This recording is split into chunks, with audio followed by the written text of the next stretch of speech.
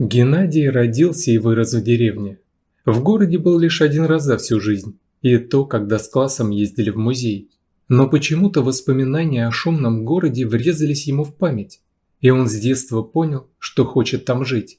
Деревенские реалии его не устраивали, ведь в глуши не было никаких перспектив, и даже заработать какие-то деньги было проблематично. Все деревенские жители работали в районе и каждый день добирались на работу на автобусе или на велосипеде. Гена смотрел на своих односельчан и думал, что так жить он не хочет. Мысль о переезде в город не давала ему покоя. В школе парень учился неплохо, но сам понимал, что высшего образования ему не видать. Он был середнячком. Бывало, что лень было делать домашнее задание, но его согревала мысль о том, что и без диплома можно найти работу.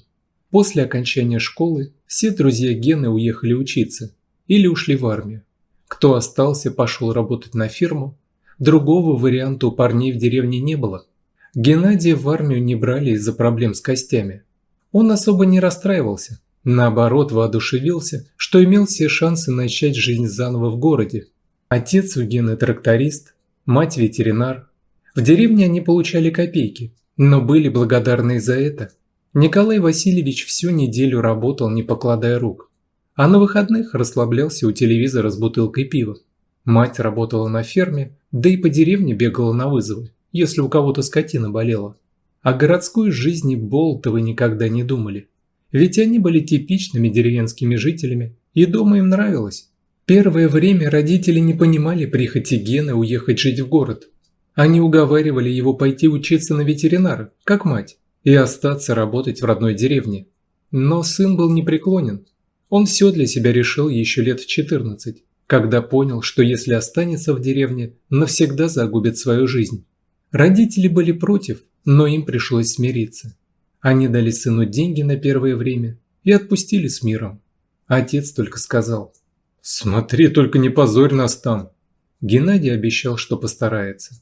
Он был полон надежд и верил, что у него все получится.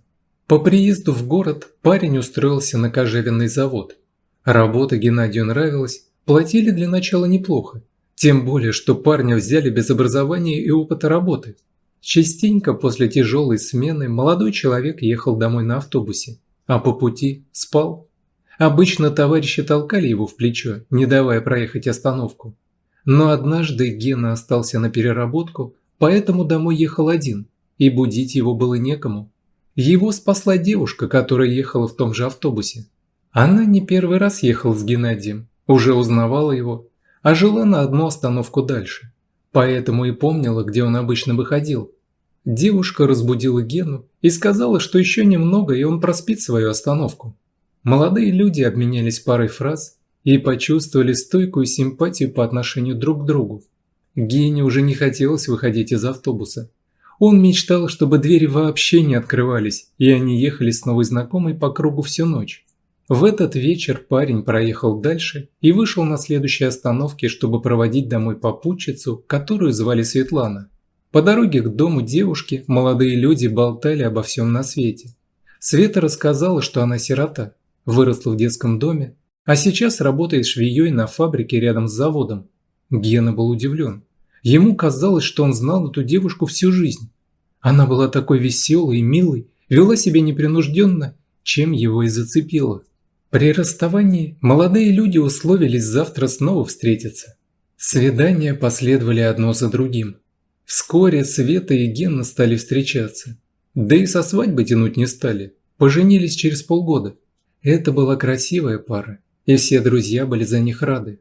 Они очень подходили друг другу и были влюблены и счастливы. Они даже не могли поругаться, не было причин для ссор. Даже родители Гены, которые приехали на свадьбу из деревни, не могли нарадоваться, что у них такая замечательная невестка. Через 1,5 года у супругов Болотовых родилась дочь, которая сразу стала смыслом жизни для родителей.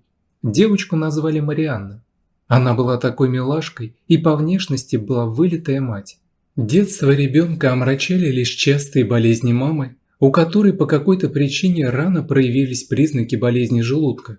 Она лечилась дома, откладывая визит к специалисту. Геннадий был против такого подхода к лечению, но супруга была неумолима. Что только муж не делал, чтобы уговорить Свету лечь в больницу. Но женщина уверяла, что это простой гастрит, и она сама знает, как его лечить. Пила обезболивающие и ферменты и говорила, что с ней все будет хорошо. В то роковое утро Светлана почувствовала легкое недомогание и головокружение. Решив, что сможет справиться самостоятельно, Света, как ни в чем не бывало, продолжила хлопотать на кухне. Но к полудню ее состояние ухудшилось, и мужу пришлось вызывать неотложку.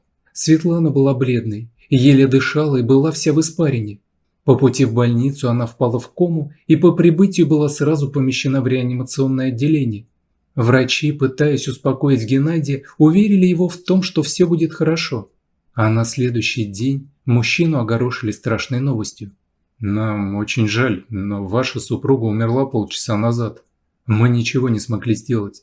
Примите наши соболезнования, но медицина в таких случаях бессильна».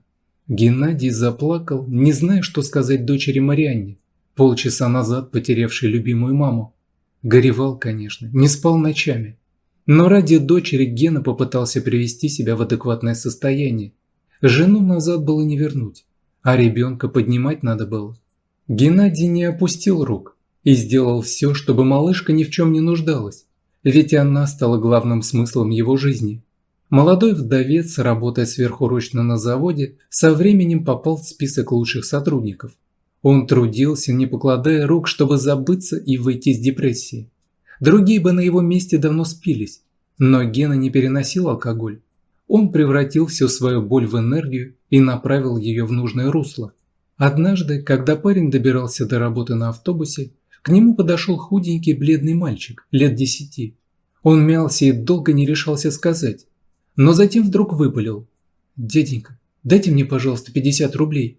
Мне очень стыдно просить у вас деньги, но я очень голоден. Дома еды нет, родители пьют, все пропивают».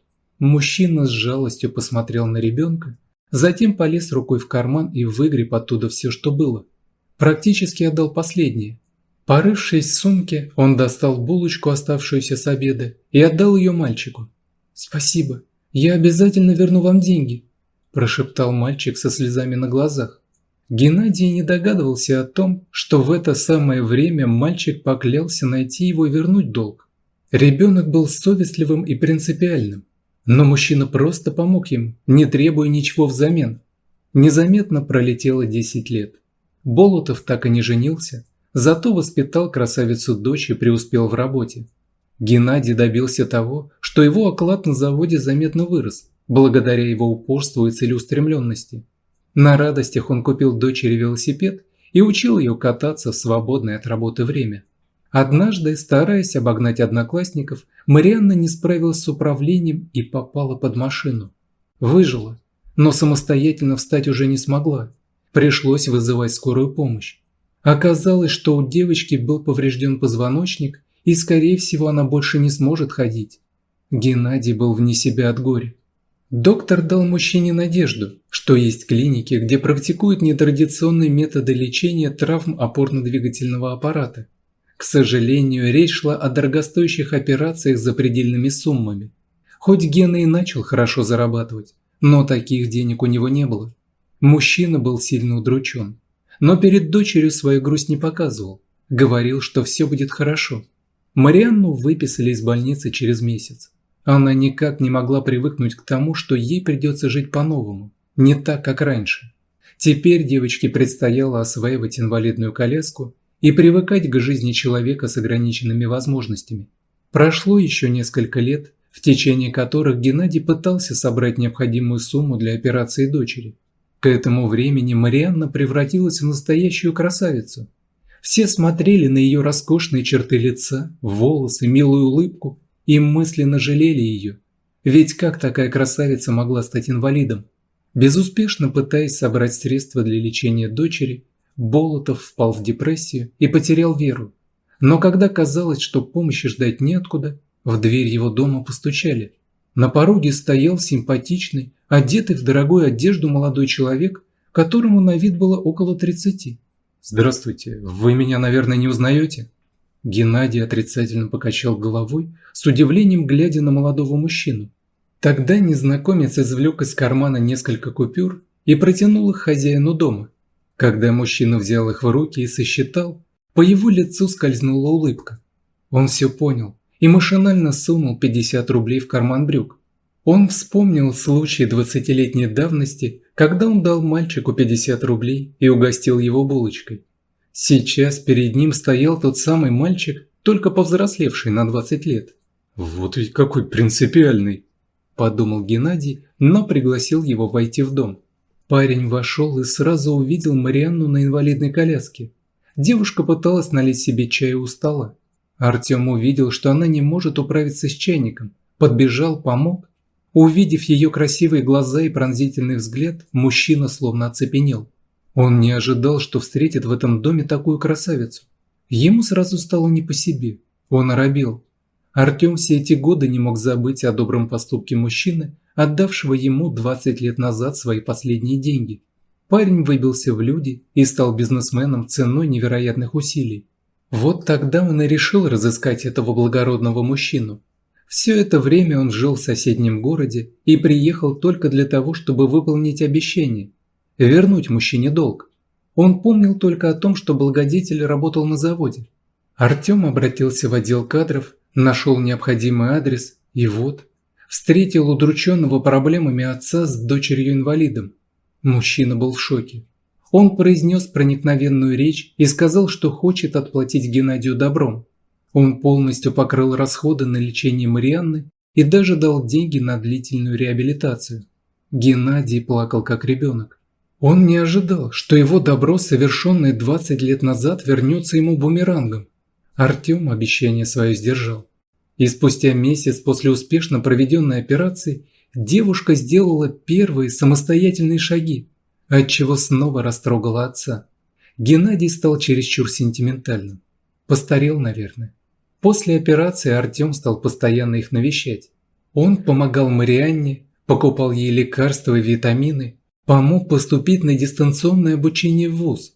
Девушка незаметно для себя влюбилась в своего благодетеля, не подозревая, что он в нее был влюблен с первого дня знакомства, но все никак не решался признаться. После того, как Марианна окрепла и сама встала на ноги, Артем пригласил ее на первое в ее жизни свидание. Мужчина устроил девушке пикник под открытым небом, подарил огромный букет цветов и признался в своих чувствах. Марианна была шокирована таким отношением мужчины к ней, однако она чувствовала взаимное притяжение и была не против этого союза. Спустя полгода встреч Артем сделал предложение, на которое Марианна с радостью сказала «да». Геннадий был только рад, что дочь устроила свою жизнь и стал намекать парочке, чтобы они не откладывали с внуками. Свадьба была веселой и шумной. Отец невесты неожиданно познакомился с двоюродной теткой Артема, Анастасией, которая явно строила ему глазки весь вечер. Так что в конце праздника уже было ясно, что не только Марианна устроила свою личную жизнь, но, похоже, ее отец. Если вам понравился рассказ, просьба поддержать меня кнопкой «Палец вверх», а чтобы узнавать о выходе новых интересных историй, при подписке нажмите колокольчик. Всего вам доброго. All right, everyone's presentations are done. Nick, the manager, said as he tried to move the discussion forward. Excuse me, I haven't. I recently found out something. Nick interrupted me and began to speak. There's apparently someone in this department who didn't graduate high school and is just a part-timer. Meetings should be for employees only. Absolutely right. His lackey, Mike, of course, agreed with Nick. I'm leaving. After leaving the meeting room, I started to shut down my computer. I noticed that an email had arrived, not in my personal inbox, but in the company's shared email. Thinking, there's no point in speaking up, no one will listen, I went home quietly. The next day, I heard a commotion from Nick's desk. He was staring at his computer screen, his face pale. Nick! Is something wrong? Mike looked at the screen with him. And he turned even paler than Nick. Why is he so angry? Knowing the reason for Mike's distress, I thought to myself, serves them right. My name is Adam. My mother passed away when I was in the 9th grade, and I was raised by my father. Well, you could hardly call it being raised. After my mother passed, my father changed. He drowned his sorrows in alcohol, and though he still went to work, he squandered our living expenses on horse racing. Because of that, I had to start working part-time as soon as I entered high school. Every month, I went to the convenience store with bills in hand that couldn't be auto-deducted from my father's account.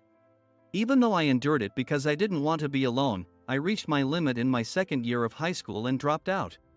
I found a live-in job at a distant inn. Thank you for everything. The day I left home, my father, still staring at the TV, spoke. Take care. That was our last conversation. Back then, 18 wasn't the age of majority, so I needed my father's permission to work, and I couldn't hide my place of employment. Yet, my father never visited me even once. I kept working just to survive, and before I knew it, I was 42. Years of hard work paid off, and I was transferred to the headquarters. I was thrilled to be recognized by the company, as I thought I'd be working in the field until retirement due to my lack of formal education. Listen up. Our work can change the future of our employees. Don't drag us down. On my first day after the transfer, Nick, dressed in an expensive suit, spoke sternly. There was a reason for this. Our inn was located in a prominent tourist destination, known so well that everyone in the state could sing its commercial jingle. At its peak, we had 5 locations within the state. But that was long ago. Due to financial difficulties and aging facilities, only the place where I had worked for many years and the original establishment remained. I was prepared to lose my job anytime, but now there was a glimmer of hope. With the rise of social media, the tourist area where the inn was located started gaining attention again. Depending on how hard the sales department, where I was transferred, worked, we could either thrive or be forced to give up this prime location to the new hotel chains continuously popping up. For Nick, who had switched careers from another industry to strengthen our sales, this was a battle he couldn't afford to lose. I understood why he had to be strict. I will do my best. Nick sneered at my enthusiastic declaration. Did you not hear what I said? I'm sorry. I thought I was listening carefully. Out of habit from years of customer service, I apologized reflexively, though I had no idea what had offended him. Someone was watching me with a smirk. In this department, there are those who are expected to excel and those who have been shoved here because they have nowhere else to go. You are the latter. It was Mike, the section chief. He's 7 years younger, at 35. But he was called to headquarters much earlier than I was and had been moving around within the headquarters ever since. I'm not jealous, but I can't accept that he's my boss.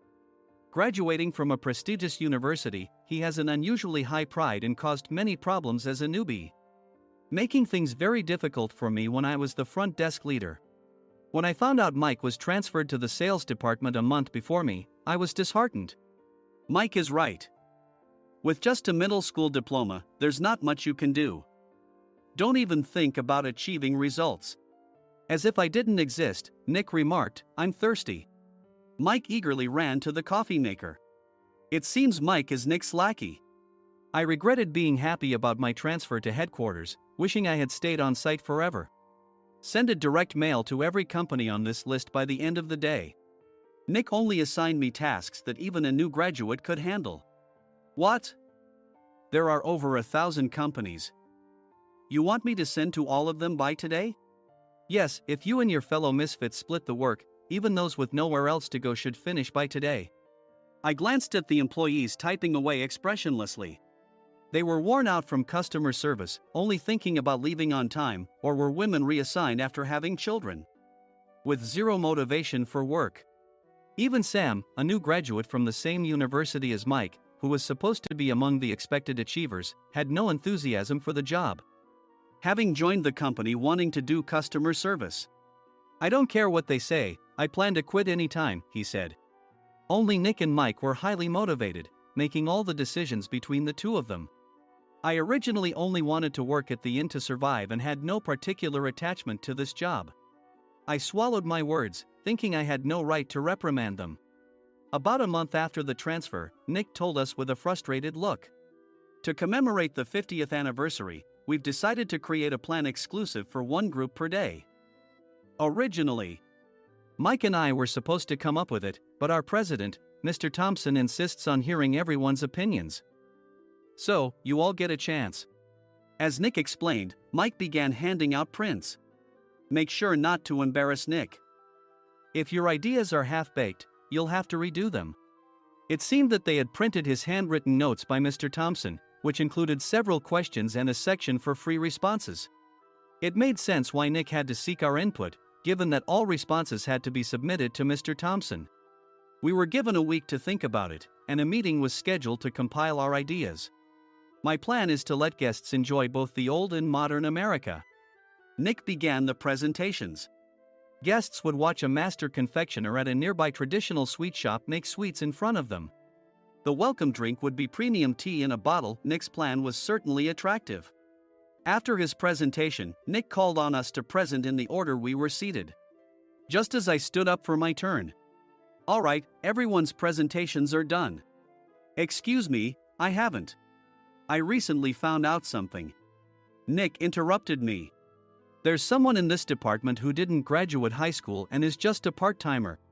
He was likely talking about me. I joined the company as a part-timer and was made a full-time employee when I turned 20. That was 20 years ago, so Nick and Mike probably had no chance to know until recently. Meetings should be for employees only. Absolutely right. After that, Nick kept creating opportunities to solicit everyone's opinions, purposefully excluding me from speaking. The meeting unexpectedly heated up and went past the scheduled end time. A few people asked to leave, and the discussion continued with the remaining few. "Still here?" Normally, you'd leave in that situation. Though I had no attachment to the job initially, hearing kind words from customers made me want to make them happier. For someone like me, with nowhere to go, the inn was my home and customer service was my life. I felt pathetic about my current self. "I'm leaving." I left the conference room and started shutting down my computer. I noticed an email had arrived, not in my personal inbox, but in the company's shared email. Thinking no one would listen to what I had to say anyway, I quietly went home. The next day, while preparing the DM as instructed, I heard a commotion from Nick's desk. In his haste to stand up, he hit his knee on the desk. He stared at his computer screen, his face pale. "Nick! What's wrong?" Mike, thinking he should be the first to rush over, approached Nick while still wearing his coat. He peered at the screen with Nick. And he turned even paler than Nick. Why is he so angry? Who is responsible for this company? Nick, more irritated than ever, asked, and Mike answered without checking. Probably Sam. Sam wasn't there because he was attending a morning training session for new hires. Nick gave up on getting angry and returned his gaze to the screen.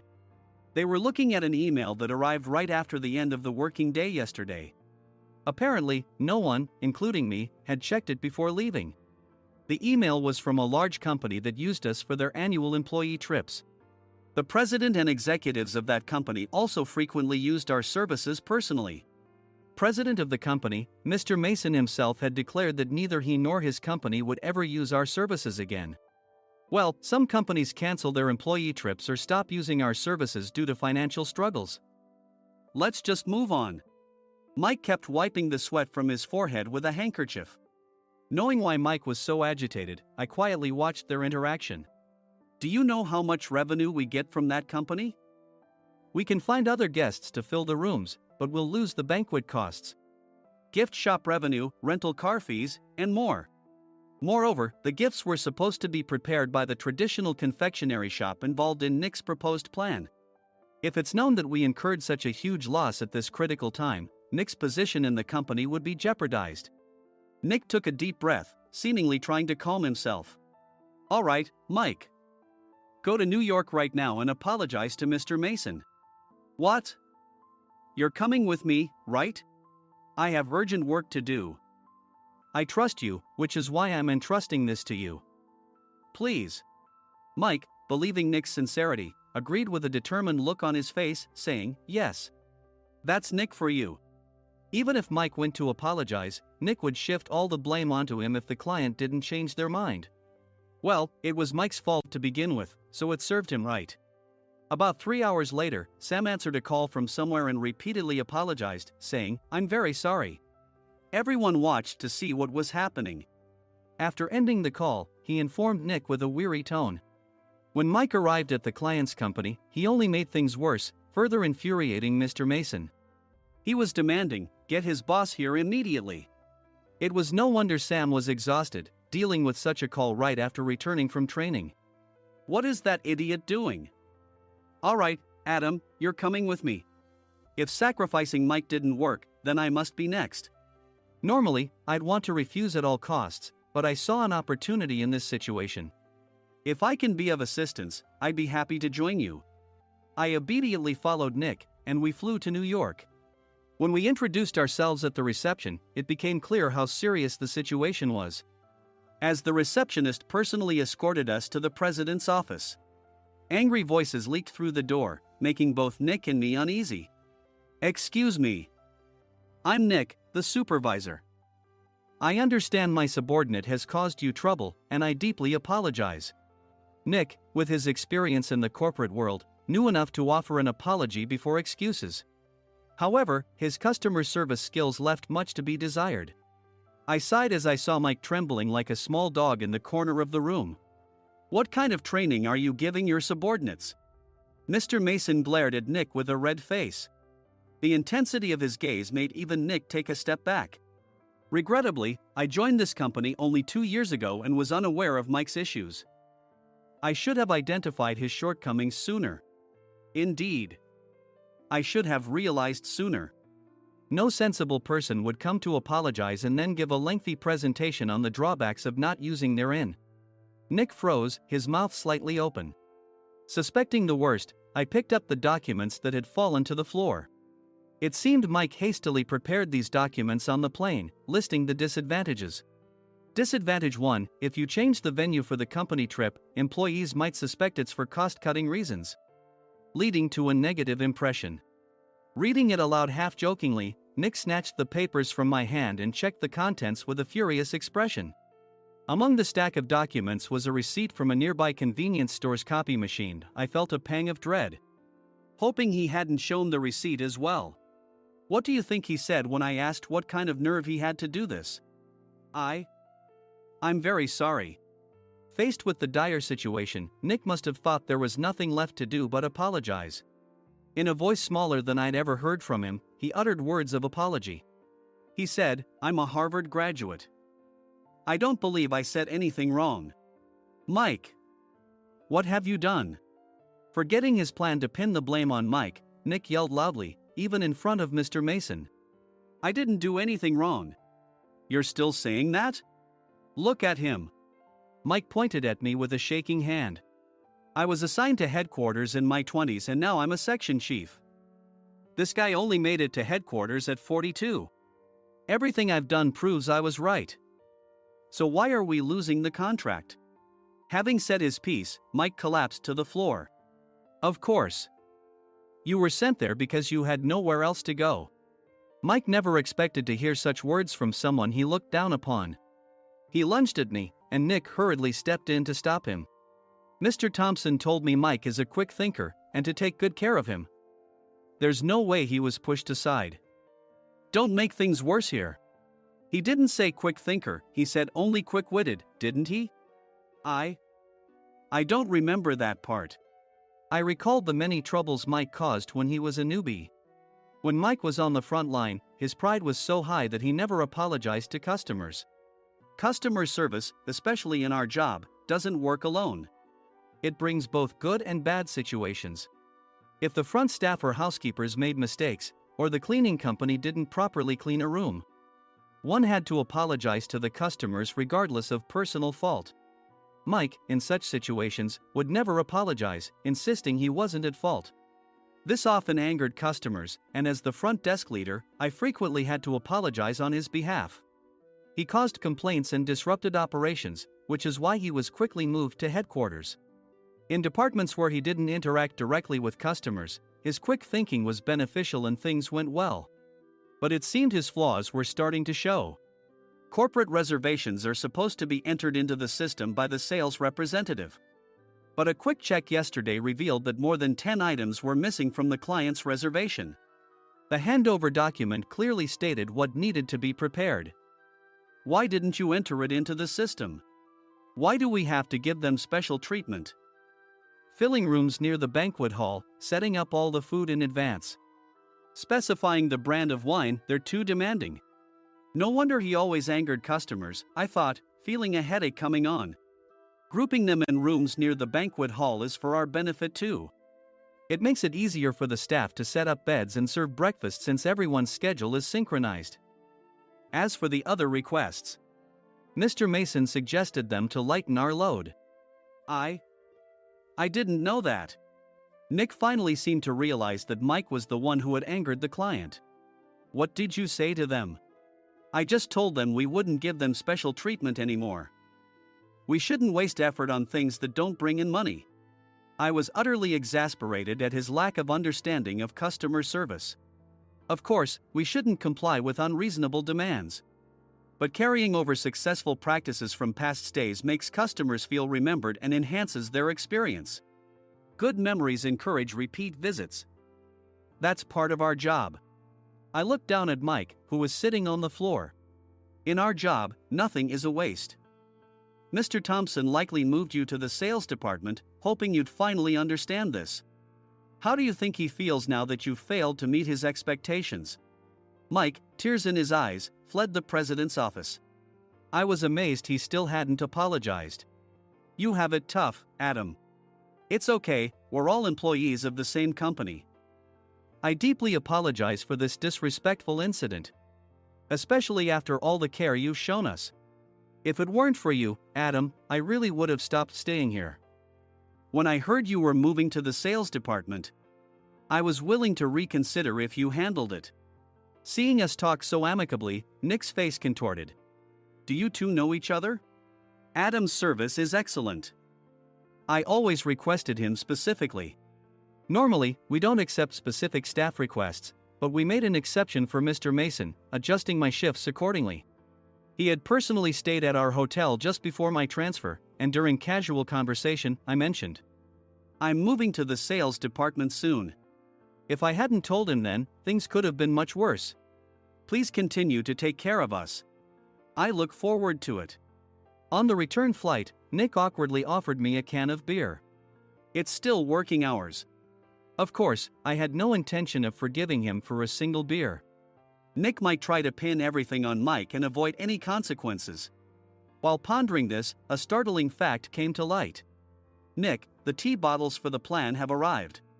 I handed Nick a bottle labeled with our inn's name. They look good. What are you talking about? These are plastic bottles. I had assumed we would use the trendy, high-end bottling tea. But what arrived were ordinary plastic bottles of tea with customized labels.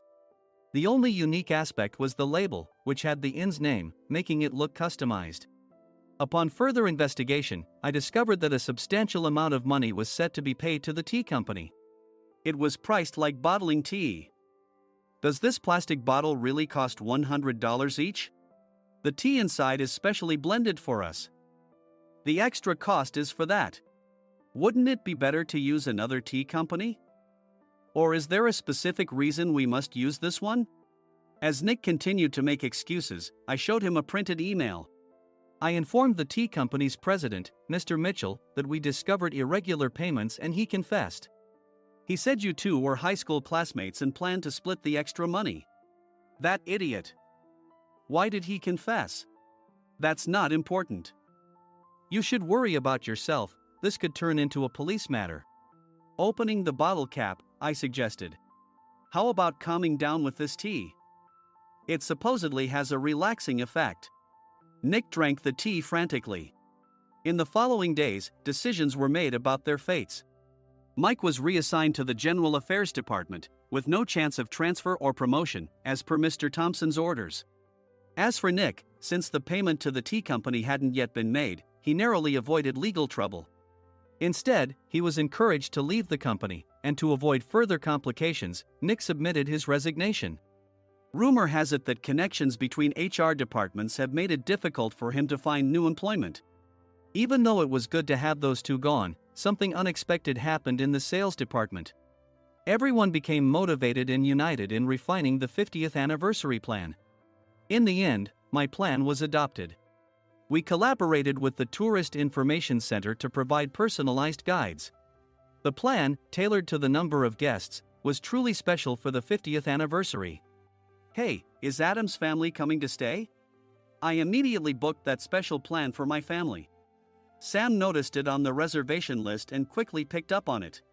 Yes, I'm inviting my father. That's great. I might invite my parents too. I lacked the courage to face my father just as Adam. But here, with the confidence Mr. Mason praised, I felt ready. The 50th anniversary plan was a perfect opportunity to reconnect with my father. I hoped to bring back the days when we could laugh together as we once did.